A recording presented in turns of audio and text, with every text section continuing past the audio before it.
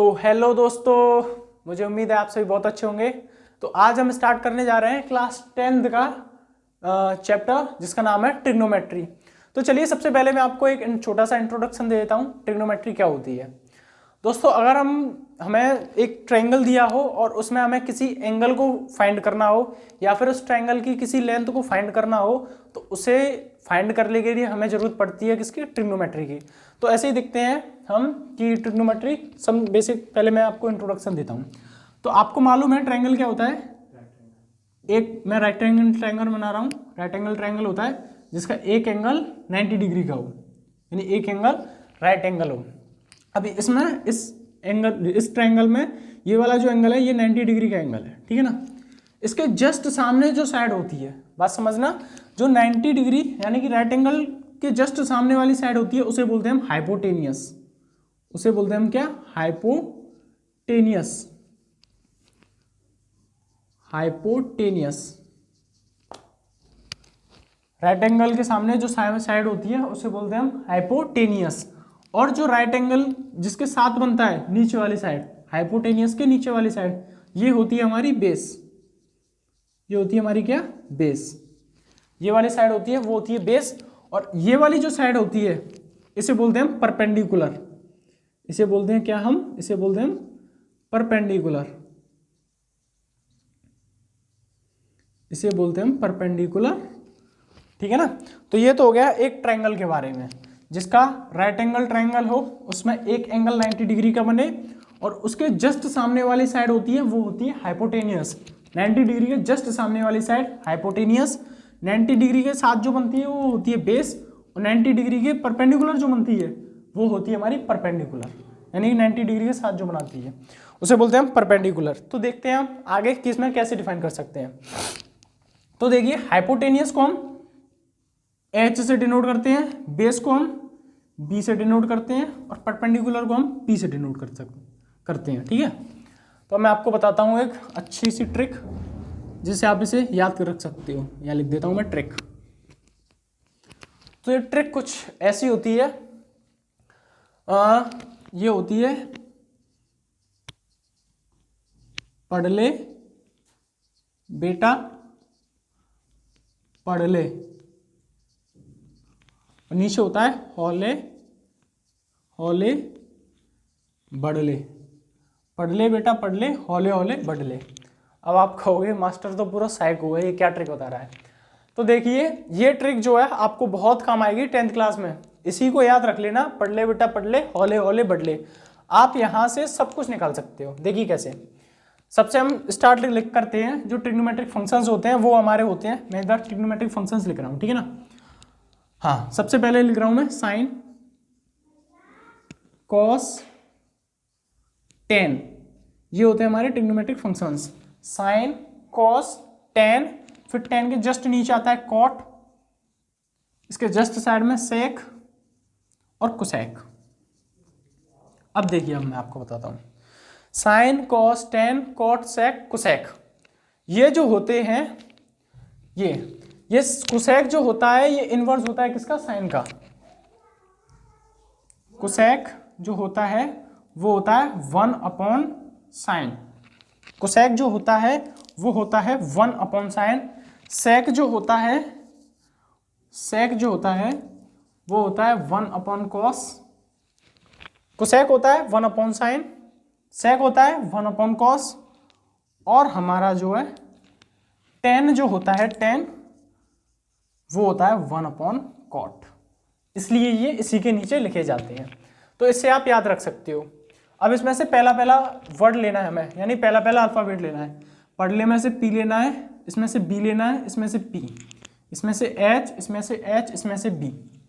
हमें इनके सारे के पहले डिजिट्स यानी पहले इसके अल्फाबेट्स हमें लेने हैं।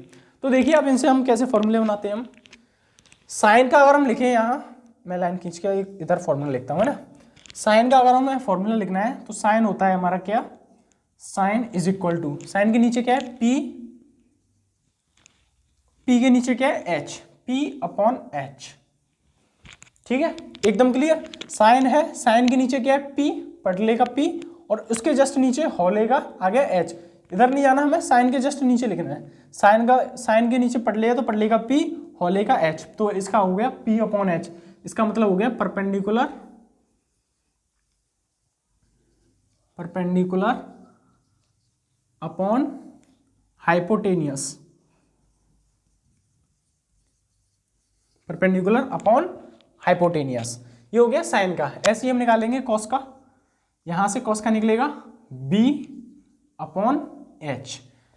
B का मतलब बेस और H का मतलब हाइपोटेनियस, ठीक है ना, ये आप अपने आप समझ जाओगे अब तो। और tan का निकालें अगर हम, tan का देखो, tan का हो जाएगा हमारा क्या, P/B, P/B, P का मतलब परपेंडिकुलर, B का मतलब बेस। एम आई राइट? यहां तक बिल्कुल क्लियर है?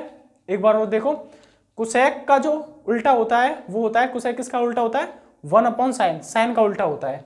कोसेक का मतलब होता है 1/sin को हम कोसेक लिख सकते हैं, सेक जो होता है उसे 1/cos लिख सकते हैं, tan जो होता है उसे 1/cot लिख सकते हैं, ये इनके रिवर्स होते हैं। अब जब मैंने ये आपको ट्रिक बताई थी तो इससे आप लिख सकते हो P/H, साइन की वैल्यू क्या होगी, P/H। अगर मुझे यहाँ पर परपेंडिकुलर और बेस दिया हो तो मैं यहाँ से साइन की वैल्यू निकाल सकता हूँ।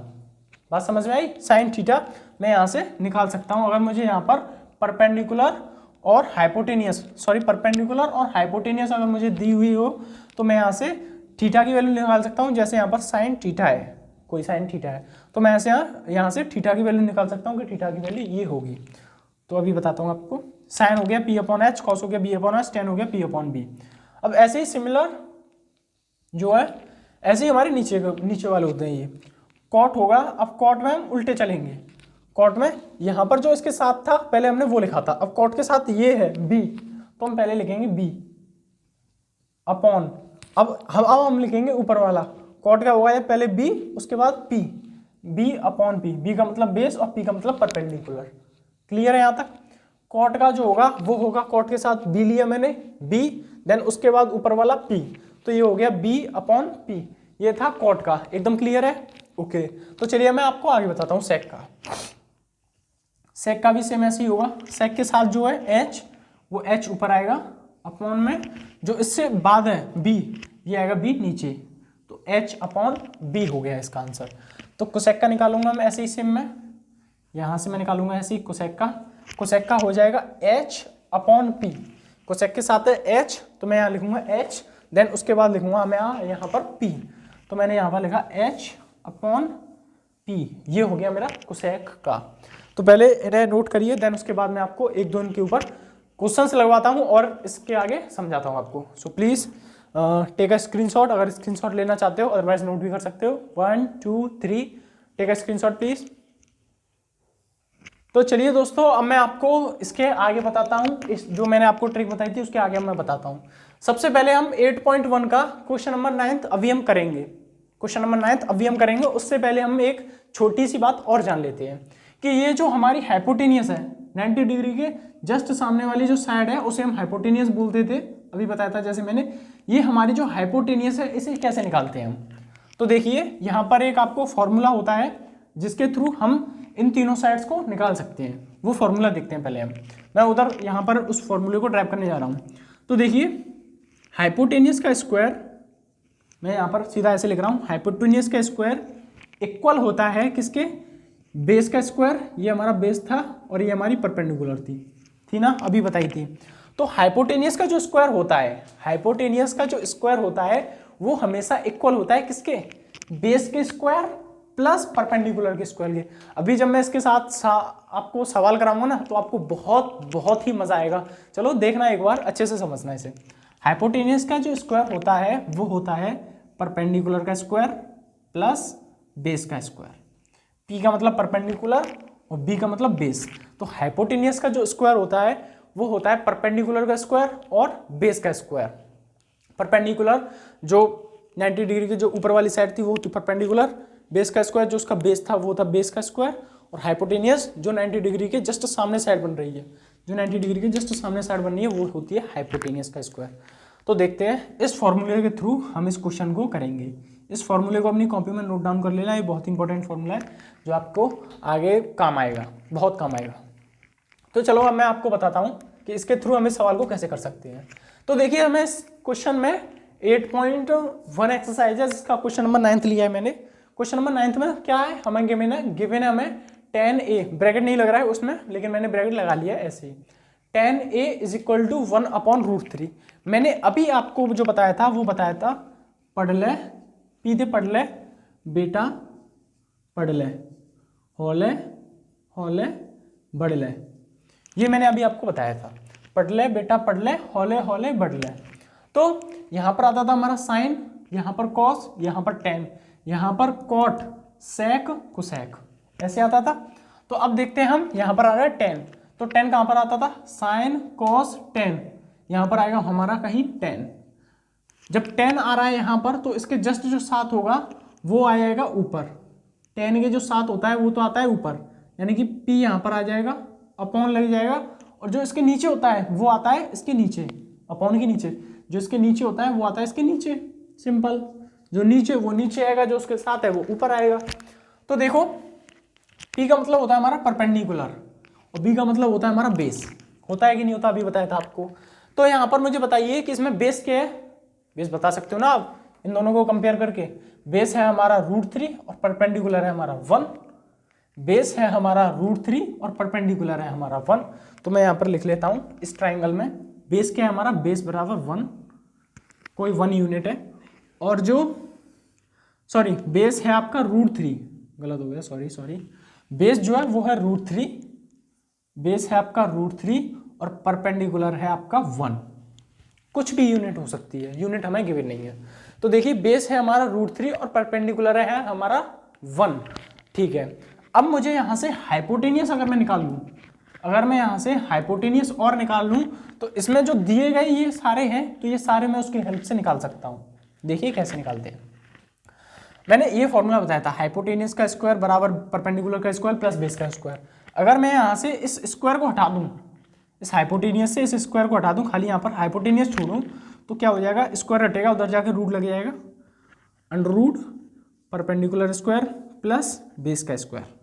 एकदम क्लियर है, क्रिस्टल क्लियर होना चाहिए, परपेंडिकुलर स्क्वायर प्लस बेस का स्क्वायर। अब इस फॉर्मूले में मैं यहाँ पर हाइपोटेनियस निकाल रहा हूँ, परपेंडिकुलर है मेरी 1 और बेस है मेरा √3, मैं इन दोनों वैल्यूज को यहाँ पर पुट कर देता हूँ।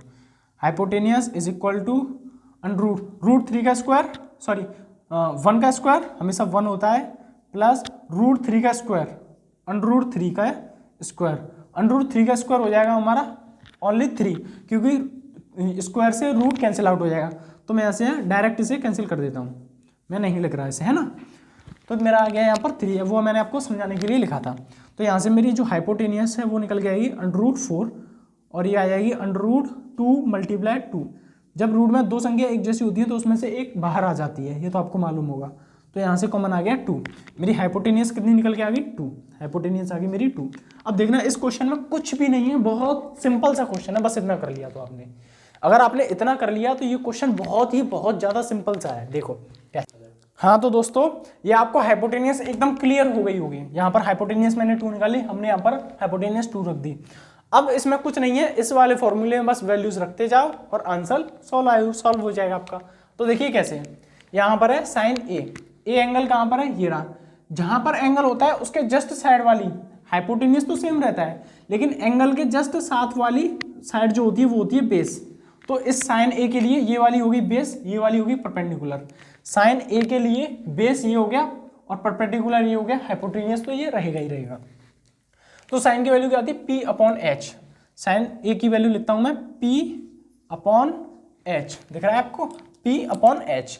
अब साइन ए, साइन यहाँ पर रखा है तो परपेंडिकुलर ये हो गया और बेस हो गया इसका ये, यानी कि परपेंडिकुलर हो गया आपका √3 और हाइपोटेनियस हो गया आपका 2।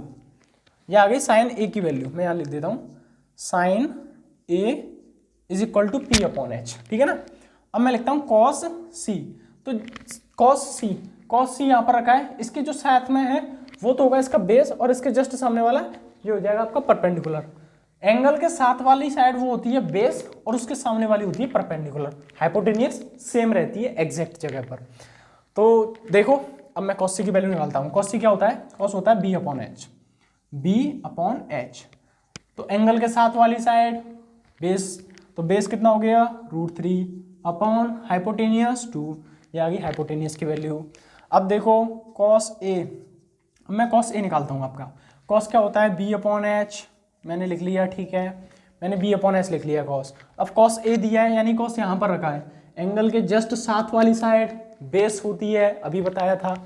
एंगल के जस्ट साइड वाली साइड बेस होती है, अभी बताया था मैंने आपको। तो बेस कितना हो गया हमारा 1, तो मैंने यहाँ पर लिख दिया 1। हाइपोटेनियस कितनी है, हाइपोटेनियस तो सेम रहती है भैया, तो हाइपोटेनियस हो गई 2, हाइपोटेनियस हो गई 2। अब आगे चलते हैं हम। अब है हमारा साइन सी, साइन सी, साइन सी क्या होता है, P अपॉन एच, जैसा कि ऊपर लिखा है। अब साइन सी मैंने लिख लिया P अपॉन एच।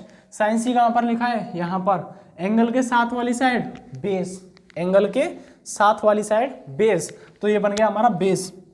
और ये होगी हमारी परपेंडिकुलर। परपेंडिकुलर कितना है 1 अपॉन हाइपोटेनियस सेम रहती है भैया, अभी आपने बताया था, तो ये हो गई 2। इन सारी वैल्यूज को उठाकर इसमें पुट कर दो, आपका आंसर सॉल्व होके आ जाएगा। तो चलो देख लेते हैं।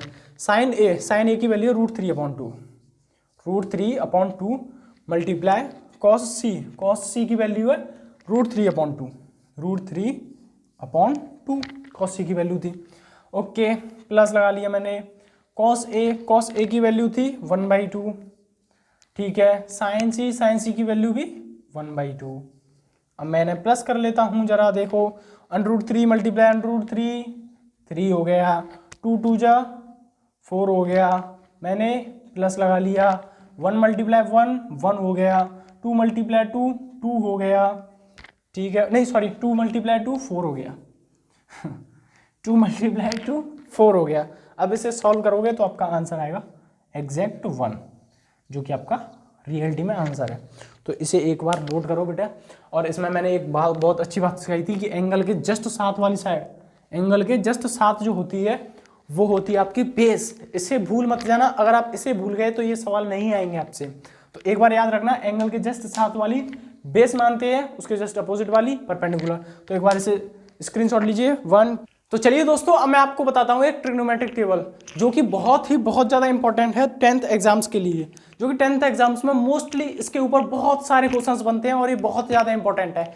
ऐसी ट्रिक बताऊंगा कि ये टेबल आपको चुटकियों में याद हो जाएगी। तो देखो कैसे, आपको अभी मैंने बताया था साइन, एक सेकेंड रुको, कितना गंदा बनाता हूँ मैं, है ना। यहाँ पर हो गया साइन। अब बस आपको एक वैल्यू याद करनी है साइन की। अगर आप एक साइन की वैल्यू याद कर लोगे तो याद रखना कि सारी वैल्यूज आपको ऑटोमेटिकली याद हो जाएंगी। मैंने कभी ये टेबल पूरी याद नहीं की, बस एक साइन की वैल्यूज याद है। साइन हमेशा, मैं इधर लिख लेता हूँ, इधर है 0, इधर 30 डिग्री, इधर 45 डिग्री, इधर 60 डिग्री और इधर 90 डिग्री, ठीक है। अब इनकी वैल्यूज क्या होंगी, साइन 0 पर तो हमेशा 0 रहता है, साइन 0 पर हमेशा 0 रहता है, साइन 0 पर हमेशा 0 रहता है, दिमाग में बिठाते चलना है इसे अच्छे से। साइन 0 पर 0 हमेशा रहता है। साइन 30 पर जो होता है वो होता है 1/2। साइन की वैल्यू 30 पर 1/2 होती है। मैं लाइन खींच देता हूँ एक सेकेंड। साइन की 30 पर वैल्यू जो होती है वो होती है 1/2। साइन की 45 पे जो वैल्यू होती है वो होती है 1/√2। साइन की 45 पे वैल्यू कितनी होती है 1/√2। और साइन की 60 पर वैल्यू कितनी होती है √3/2।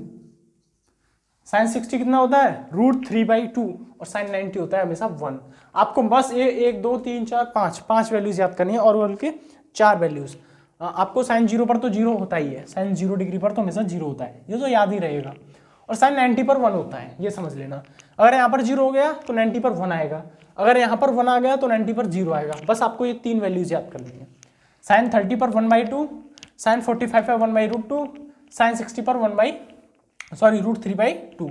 अब देखिए कैसे, अब लिखता हूं मैं cos, tan, cot, sec, cosec.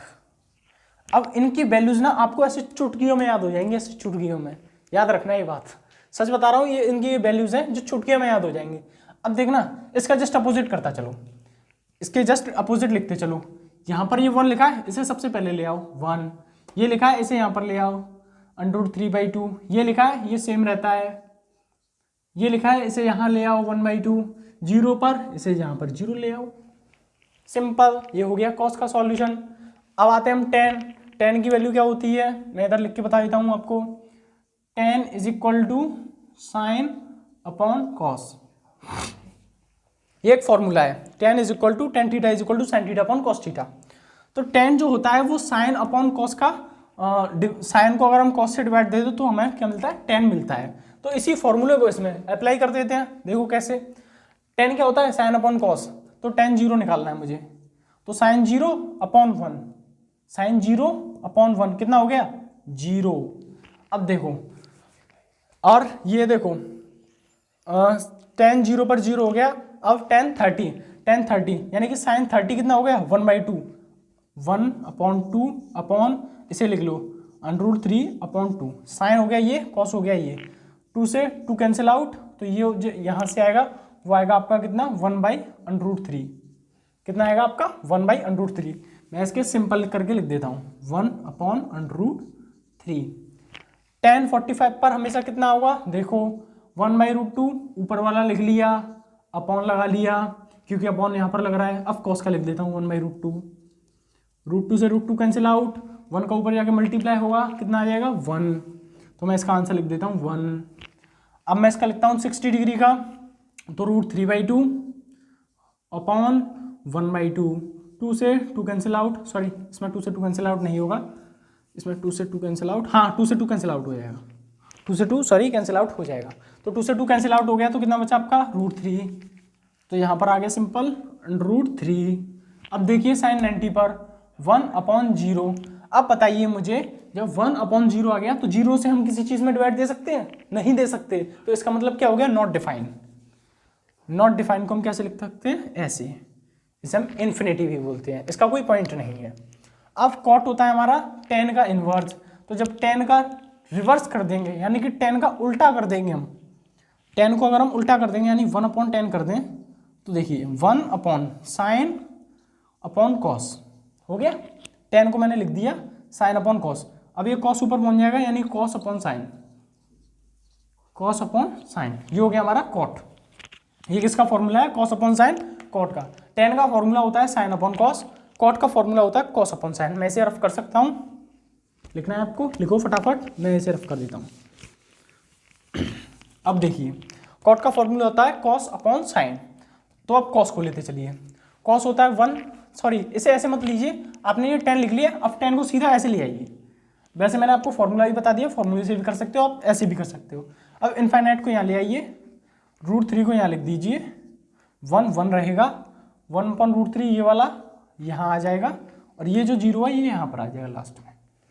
ये हो गया आपका कॉट का सॉल्व, ठीक है। अब आता है हमारा सेक। सेक क्या होता है, सेक को अगर मैं आपको डिफाइन करूँ तो सेक होता है 1/cos, जैसा कि मैंने सबसे पहले बताया था, सेक होता है 1/cos। तो बस cos की वैल्यू में 1 करते चलो, 1/1 हमेशा 1 होता है, 1/√3/2 यानी 2/√3 हो जाएगा, उल्टा हो जाएगा कि नहीं हो जाएगा, 1/1/√3 √2 यानी कि कितना हो जाएगा, √2 हो जाएगा, 1/1/2 2 हो जाएगा, 1/0 कितना हो जाएगा बेटा, 1/0 मैंने यहाँ पर जो बताया था इन्फिनिटी हो जाएगा, इन्फिनिटी, नॉट डिफाइन। मैंने ये सीक्वेंस में नहीं लिखे, थोड़ा सीक्वेंस में लिख देता हूँ अच्छे से। ये यहाँ पर 1 और यहाँ पर कितना था 1/cos √3/2 सॉरी 2/√3 2/√3, और ये कितना था √2, और ये कितना था 2, और ये नॉट डिफाइंड था, इनफाइनाइट। इसका मतलब होता है कोई डिफाइन नहीं है इसका। अब इसे जस्ट अपोजिट लिखते चले आओ, यहाँ पर आ जाएगा आपका इनफाइनाइट, यहाँ आपका 2, यहाँ आपका √2 सेम रहेगा, और यहाँ आ जाएगा 2/√3। अब आप कहेंगे भैया ये कैसे लिख रहे हो आप, तो बेटा कुछ नहीं है ना, मैं बस यहाँ से उठाओ यहाँ रखते चलो, यहाँ से उठाओ यहाँ रखते चलो, यहाँ से उठाओ यहाँ से उठाओ यहाँ से उठाओ यहाँ पर लिख दो, सिंपल हो गया। ये बन गया आपकी पूरी ट्रिग्नोमेट्रिक टेबल। इसे आप चाहो तो स्क्रीनशॉट ले सकते हो, अगर आप चाहो तो इसे नोट कर सकते हो, अगर आप चाहो तो इसे दिमाग में फिट कर सकते हो।